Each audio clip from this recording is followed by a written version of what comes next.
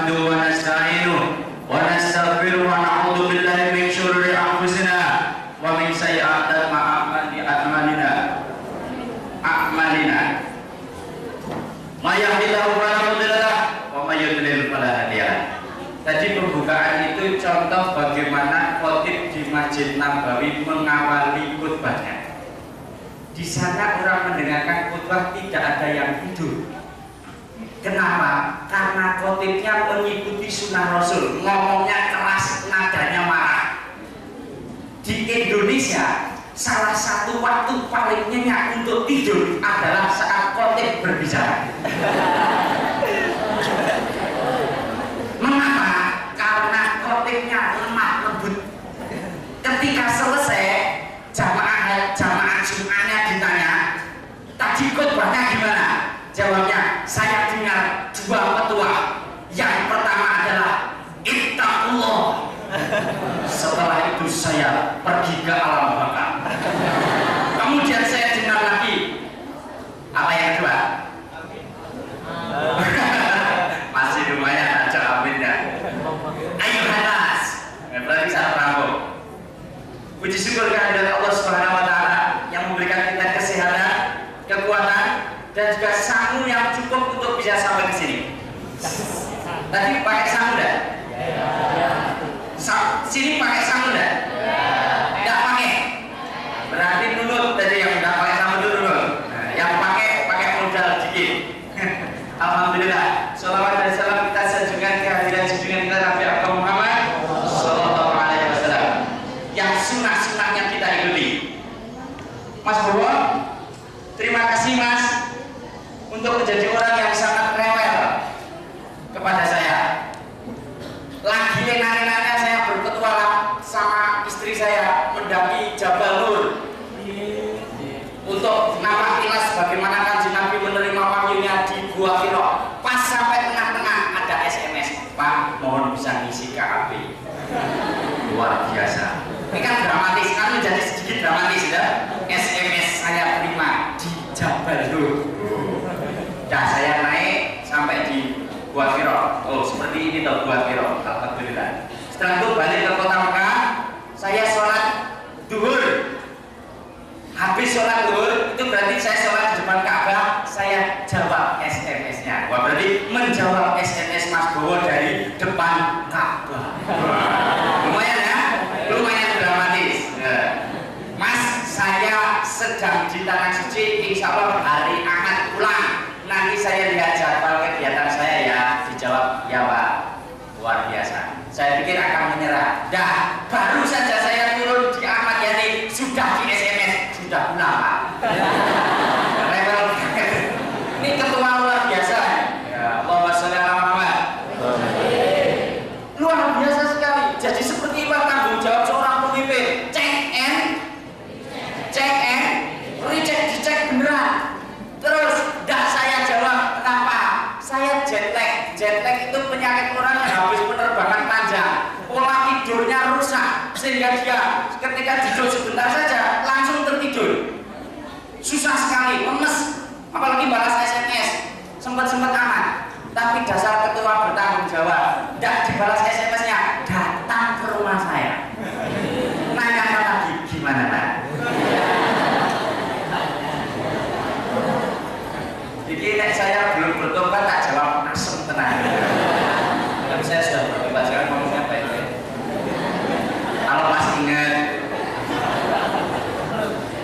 tenang, ini tenang. Kalau saat ini kok publiknya segini jadi tanggung jawab ini Mas Bowo.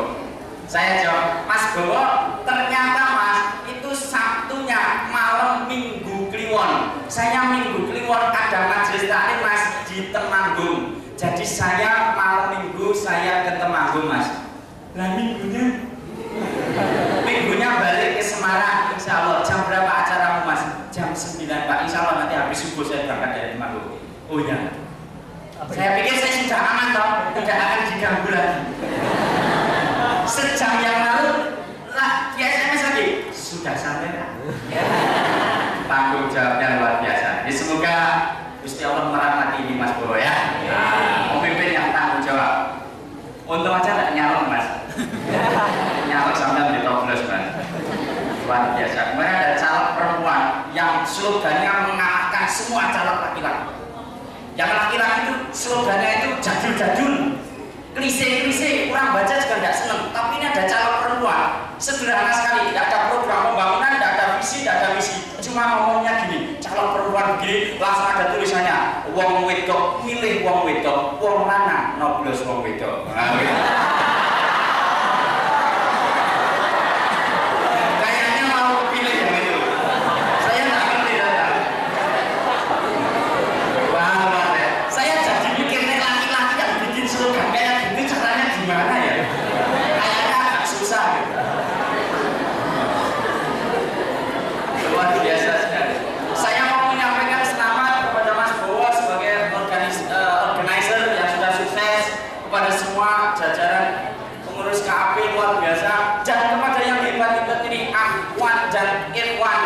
Semuanya hadir, semuanya berpakaian dengan bagus. Ini cakep-cakep semua. Tak boleh isi nganggo peci, harus nganggo peci. Ya, rapopo. Ya, kapan-kapan pakai peci biar kelihatan Indonesia. Wah, ada yang di belakang, Pak Karno. Oh, Pak Karno. Ini juga bagus-bagus sekali. Jilbabnya warna-warni seperti lapis. Ya. Biru, putih, terus ireng. Kemarin di Saudi Arabia lagi tren, di sana lagi tren jilbab terusan, baju terusan garis. Kayaknya bagus sekali karena dipakai terusan hujan, bener. Sampai rumah terusannya cabut, bener. Luar biasa sekali. Sini kayaknya belum ada. Sebentar lagi gue. Sini masih ketinggalannya masih trennya rok metet-metet, celana metet-metet. Di Saudi Arabia sana sudah tidak boleh. Terbukti ibu mertua saya pakai agak metet sedikit, kemudian kebetulan ketemu teman dari Iran langsung dibilang haram. Terus dia bilang yang haram yang sebelah mana.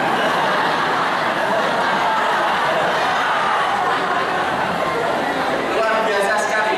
Kemudian ini perjalanan yang luar biasa. Waktu saya haji kemarin, ya setahun 7 bulan yang lalu, itu perjalanan 40 hari. Badan saya beratnya naik karena saking senengnya. Kenapa? Karena fadilah Allah begitu besar. Saya hajinya ONH biasa, tapi begitu sampai di Mekah dapat hotel bintang 4. Luar biasa sekali. Enaknya luar biasa. Regu saya muda-muda semua, satunya polisi, gagah semua. Tidak ada yang tua, tidak ada perlu diurusi. Jadi saya ngurusi diri saya sendiri sama istri saya. Kemana-mana berdua gandengan. Tolak gandengan, sa'i gandengan, bulan madu yang tiada tara nikmatnya. Kemarin umrah alhamdulillah grup satu keluarga. Saya bertekad bismillah dengan nama Allah, saya mau ibadah umrah dengan istri saya, dengan bapak saya, dengan ibu saya, dengan mertua laki-laki saya, dengan mertua perempuan saya yang bayar. Kok datangnya siapa yang bayar itu? Nanti ingin mau saya mau beri inspirasi, tidak untuk ria. Itu dong. Tadi kan sudah disebutkan, katanya suruh cerita ya, saya cerita dulu tuh ya. Tapi bukan itu yang mau saya ceritakan. 12 hari bagi saya lebih berat dari 40 hari. Kenapa? Ngurusi kakek-kakek itu repot juga ya. Aduh repotnya, repot. Stop, saya kurus kering. Langsung pulang, kok kelihatan kurus, gaya gimana makan hati di sana. Jadi namanya birrul walidain itu luar biasa. Yang namanya menghormati dan berbakti pada orang tua itu luar biasa. Kalau saya sendirian sama istri saya, kalau mau tawaf sederhana saja. Gimana nih? Sudah siap, ready. Langsung cepat bilang masuk ke dalam kerumunan ribuan orang, langsung berputar berdoa sambil menangis sesenggukan. Tidak masalah. Tapi dengan ibu saya, belum lagi masuk sudah ngomong pinggir aja sing rapati sesar. Padahal nek pinggir itu lingkarannya semakin besar, semakin lama, semakin capek. Akhirnya birrul walidain ya, saya tetap taat kepada orang tua. Mula-mula ke pinggir, sedikit-sedikit saya bawa ke tengah. Lumayan, formasinya 6. Ini depan, ini istri saya gandengan sini, bapak saya nyekali saya, buntul saya di sini, terus mertua saya di belakang. Saya berdoa tapi sesekali nih kok masih selamat dah. Masih selamat dah. Wah, seru-seru luar biasa. Sudah dikatakan kalau pergi ke Mekah sama Madinah untuk haji dan umroh, di sana dilarang banyak bicara. Kenapa? Biar sabar. Udah begitu ya namanya orang tua ya, namanya orang tua. Bila saya tidak kemana hotel, harus hotel yang sebelahan. Sudah begitu TR-nya bilang, Pak nanti di sini dulu ya, besok pindah. Ternyata besok belum bisa pindah. Ternyata baru 2 hari kemudian dibilang pindah. Namanya orang tua itu mungkin tidak sabar, bilangnya begini, mau udah sini saja masa pindah-pindah. Astagfirullahaladzim. Tapi maksudnya yang gitu-gitu tidak boleh, jangan ngeyel, di sana tidak boleh. Wala fusuko, wala jidala, wala rofata, jadi tidak boleh eyel-eyelan. Nah kemudian apa yang terjadi?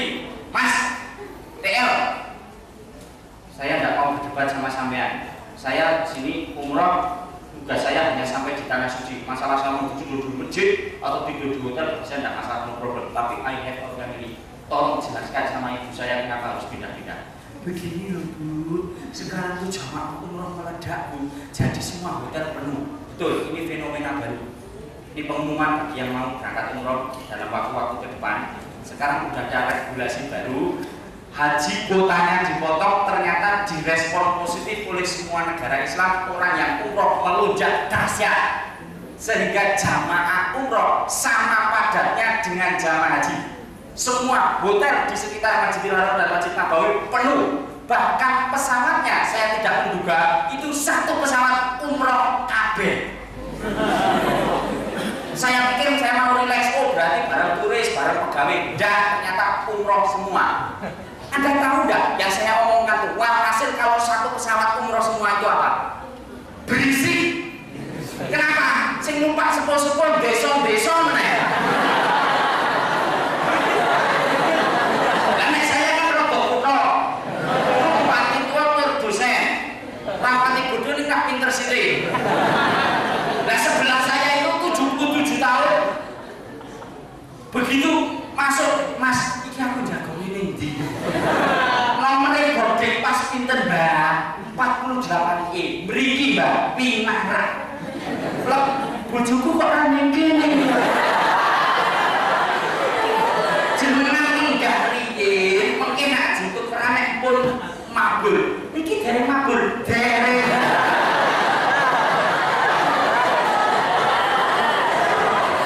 True story, ini benar-benar terjadi dan saya sangat menikmatinya karena saya bisa membantu beliau. Udah begitu terang langsung logo gini. Perjalanan panjang itu banyak sekali, ya. Penerbangan 10 jam direct tanpa berhenti itu bukan sesuatu yang ringan buat orang sepuh. Buat saya santai-santai saja karena saya tahu apa yang harus saya lakukan. Tas saya sudah saya isi semua yang saya butuhkan. Yang pertama antangin. Nah itu kalau masuk angin langsung minum itu. Oh promosi, Pak, ini disiapkan dari ini. Yang tadi diketok Mas ya. Saya nggak dapat mana komisi. Tolong Mas ya, yang tadi diketok ya. Kecuali kalau mau ditawarkan untuk promosi berikutnya Mas.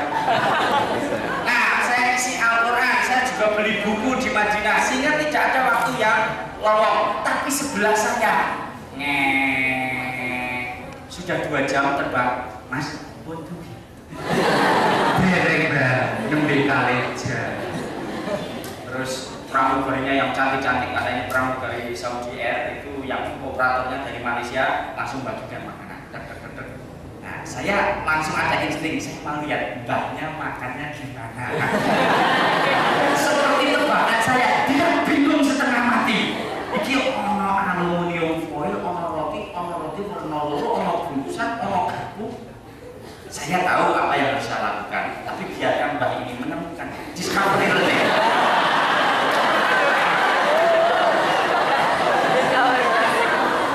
Apa yang beliau lakukan? Ternyata mirip saya. Nah, jadi saya buka ini, dia buka ini. Ini bagus. Pramugarinya datang, itu Malaysia, maunya cakep Malaysia. Mau teh. Terus bilang, ya mau teh. Dia kasih teh, langsung diseruput. Mas kok mboten lebih. berani sing iki berani.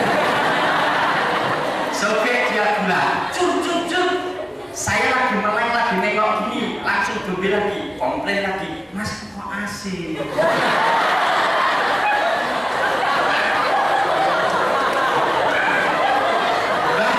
Baru sing dilebetke sing putih. Niki kan niki Mbak, niki pesane tulisane, niki sugar itu gula. Sing niki pepper, niki merica. Niki niki garam. Wah, diseruput-seruput. Waduh, ngerti ora apa wae Mas. Nah, selesai. Tanya, ada yang kecil begini kan tulisannya butter. Lah iki apa Mas? Niki mentega Mas. Kanggone apa? Kangge dahar roti. Roti sing ndi? Sing kados ngeten. Ya wis tak pangani Mas.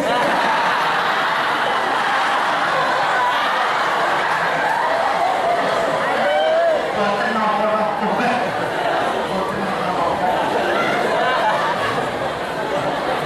Ini tidak saya tambahi, ini tidak saya kumpuli. Tapi kalau saya teruskan, bisa jadi dagelan sehari penuh.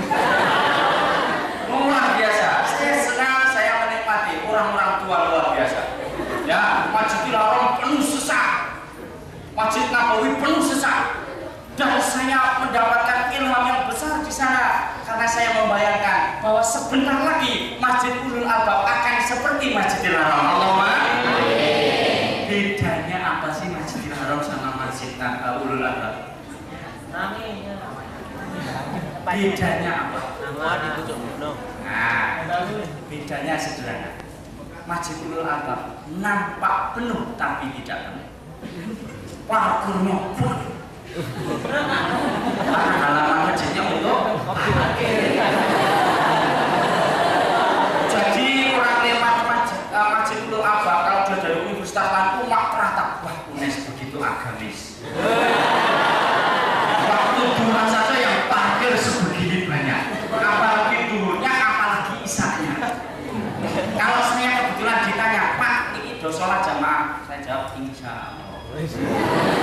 Masjid Nabawi tidak kelihatan penuh tapi penuh sesak karena parkirnya di basement. Jadi Masjid Nabawi itu susunannya basement parkir untuk berapa? 10.000 mobil. Lantai 2-nya toilet, lantai 3-nya toilet, lantai keempatnya tempat wudhu dan toilet, lantai 5-nya pelataran Masjid Nabawi. Toiletnya banyak, saya sempat menghitung, itu ribuan. Nah, saya hitung-hitung belajar jadi guide. Ya tak? Betul. Tadi Mas Bowo kan tanya, Pak mau nayangkan slide enggak? Nanti lah kalau saya sempat itu tak foto nih, toilet nomor 1444. Keren. Yang saya mau katakan, di sini lantai masjidnya masih keramik biasa yang 1 meter tidak lebih dari 1 juta. Ini biasa saja, 60 cm kali 60 cm. Di Masjid Nabawi batu granit kelas 1 untuk pintu WC.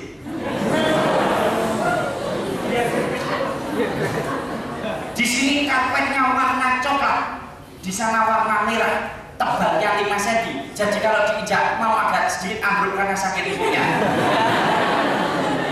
Pakai AC, semuanya ber-AC. Masjid Nabawi, AC-nya, generatornya itu luasnya 5 hektar, hanya untuk generatornya. Jaraknya 5 kilo dari masjid itu. Jadi kalau masuk situ, tadinya panas langsung.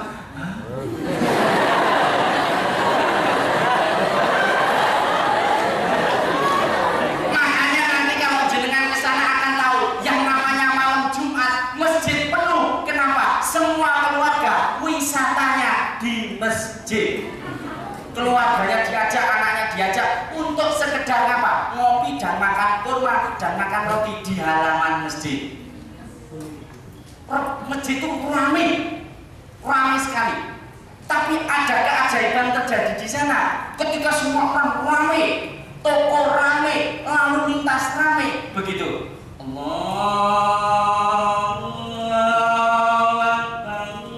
Mendadak. Yang foto, yang taksi minggir, yang tadi lagi lingkaran langsung bikin shock. Bahkan di Tower Zamzam, yaitu gedung gedung tertinggi sebelahnya Masjidil Haram itu atasnya hotel, bawahnya itu adalah mall. Di situ sampai mallnya ada garis softnya. Jadi sedetik yang lalu lagi nawar begini belum jadi transaksi.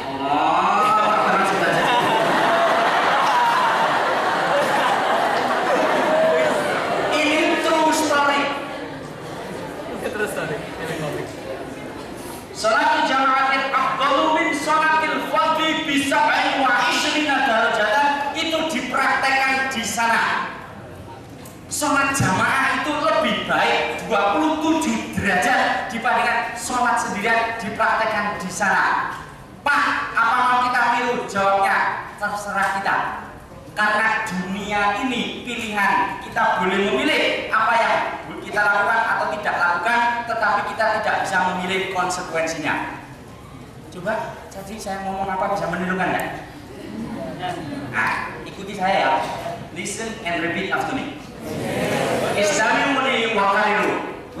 Nah, ulangi saya ya. Kita boleh, ayo. Melakukan apapun yang kita inginkan. Tetapi kita tidak bisa memilih konsekuensinya. Super sekali. Begitu. Bagaimana penjelasannya? Penjelasannya begini, Pak. Saya sudah ngerti Pak. Kalau sholat jamaah itu wajib Pak. Ada hadis Nabi yang mengatakan kalau kamu mendengar adzan dan kamu tidak mendatanginya, la sholatalah, podo wae kowe ora sholat. Pak, saya pernah mendengar yang wajib jamaah di masjid itu laki-laki. Betul apa betul? Ternyata betul, karena ada hadis lain yang mengatakan sebaik-baiknya tempat sholat bagi perempuan adalah tempat terdalam dari rumahnya. Halo, laki-laki, mengapa pandanganmu menjadi begitu tidak enak? Menyesal ya jadi laki-laki? Menyesal jadi laki-laki? Mau jadi perempuan? Seperti itu. Sekarang mari kita lihat hikmah-hikmahnya. Di dalam Al-Baqarah disebutkan, ya, wa aqimus sholata wa atuz zakata warka'u ma'ar raki'in, dan rukuklah bersama orang-orang yang kita diperintah sholat itu untuk sholat bareng-bareng. Karena dengan bareng-bareng hikmahnya banyak sekali. Yang wajib jamaah di masjid itu laki-laki. Coba saya mau ngecek dulu, ada berapa laki-laki di ruangan ini yang merasa dirinya laki-laki? Mau tunjuk jari. Yang merasa, tolong yang tinggi. Sebentar, barangkali di sini ada yang nyelip. Oh, nah, terima kasih. Banyak ya. Atas ada laki-laki. Terima kasih. Nah, laki-laki, kita bilangin ya. Ikuti. Perempuan diam aja. Saya mau mensyahadatkan laki-laki.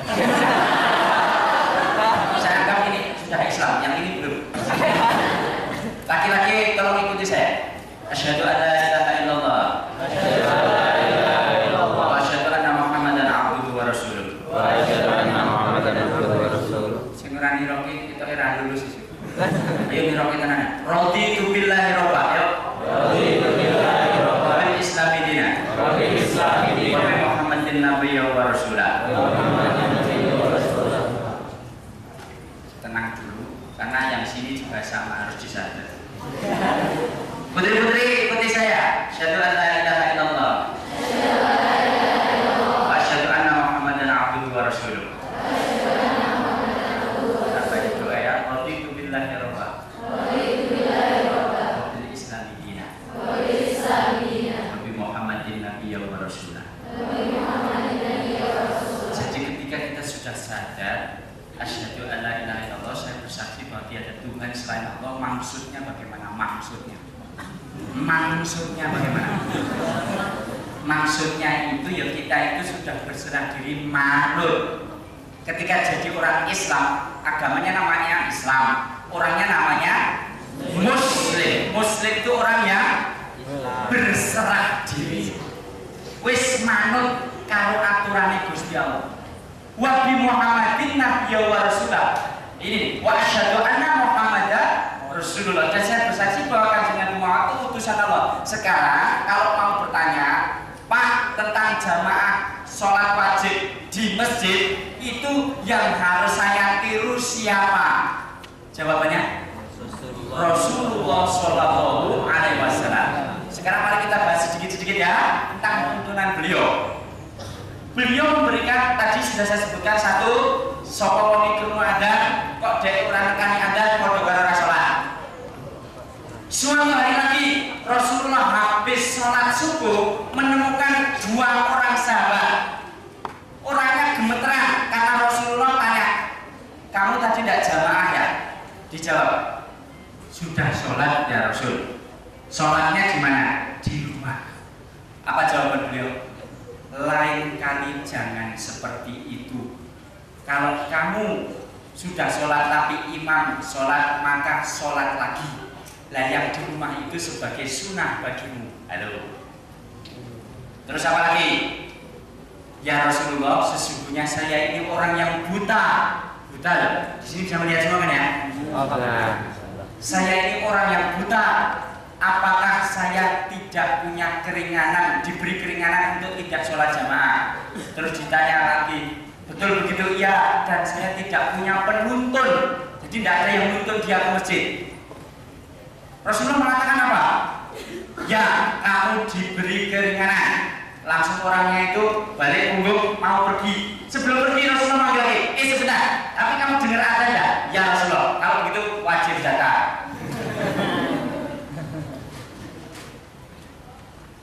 Kenapa Rasulullah SAW memberikan tuntunan wajibnya, pentingnya berjamaah di masjid? Karena ternyata itulah salah satu tanda-tanda kebesaran dan keagungan agama Islam. Kalau tadi saya cerita ketika di tanah haram sana, Madinah dan Mekah, bahkan di Jeddah juga sama. Kalau tadi saya cerita Mekah, Madinah, mungkin pikiran panjenengan langsung mikir gini, lah iya wae to Pak, Mekah mbek Madinah mbok bandingno ini raiso.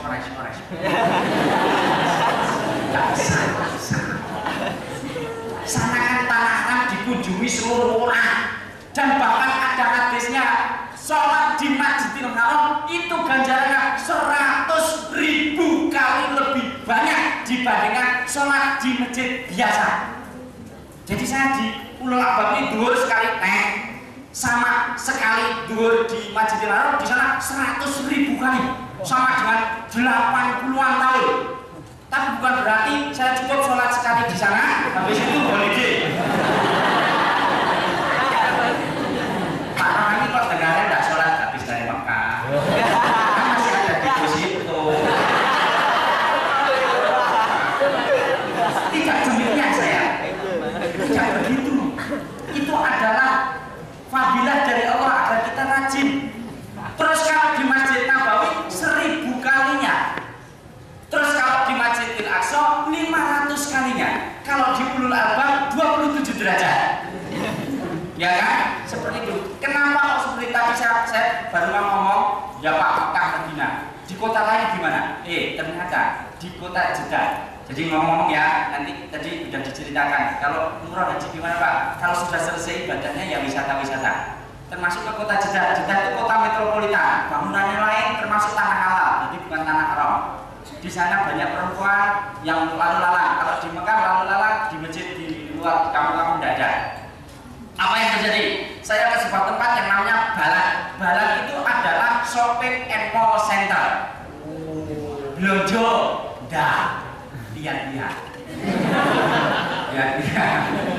Sing tak lihat itu carane nata mall. Ternyata beda dengan mall Citraland. Mohon maaf saya nyebut lagi dipotong ya. Susah jadi selebriti. Mau nggak nyebut merek susah banget.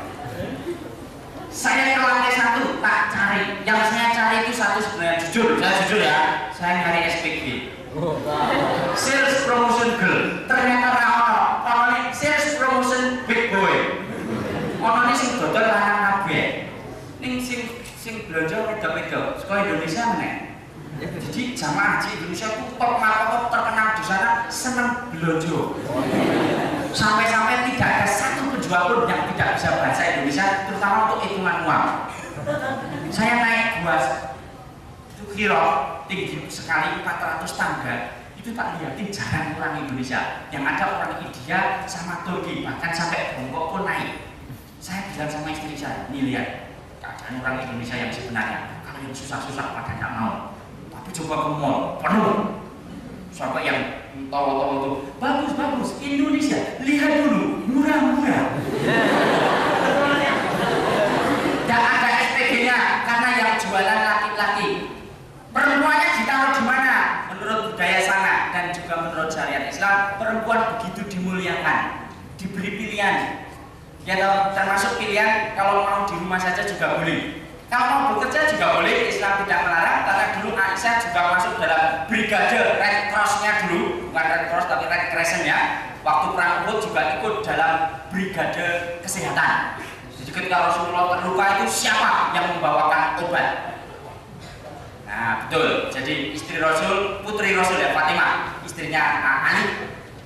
Jadi artinya perempuan itu tidak dikandangi begitu enggak, tapi boleh juga keluar dan bekerja. Di Saudi Arabia yang tadi saya mau cerita, oh ternyata tidak ada laki-laki yang jualan, yang keluar ada. Yang mau saya ceritakan, waktu itu saya menjelang Isya datangnya, terus keliling-keliling sebentar.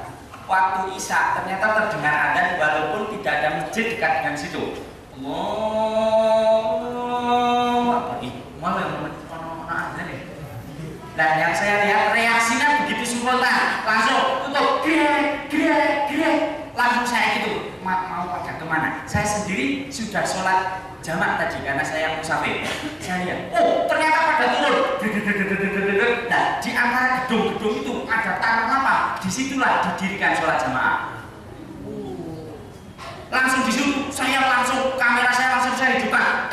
Ini saksi nanti untuk di Ulul Albab.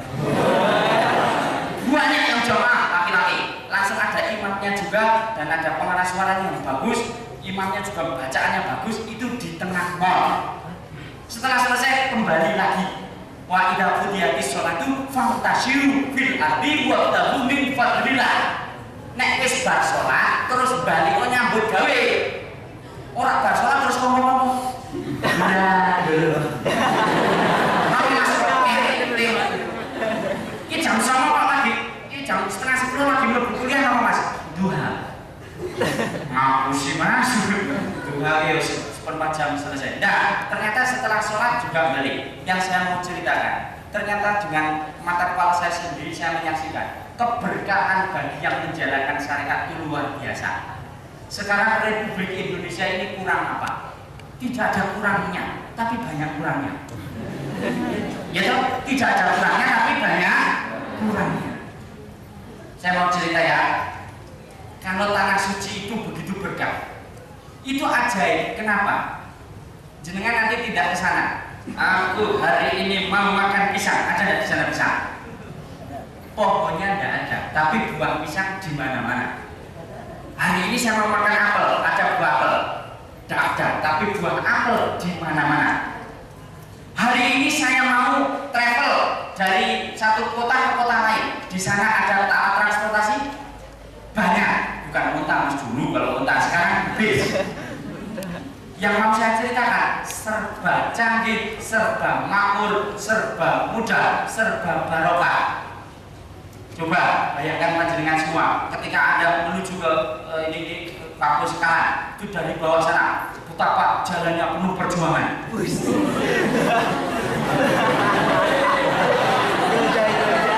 Karena ternyata kita ini tidak ada kurangnya, tapi kurangnya banyak. Untuk bikin aspal itu kan itu residu minyak, ya toh? Kita mestinya punya minyak banyak, ya Pak ya. Tapi kenapa jalan kita tipis, aspalnya mudah pecah? Kalau bikin beton itu adalah semen, ternyata pabrik semen banyak yang di Indonesia, ya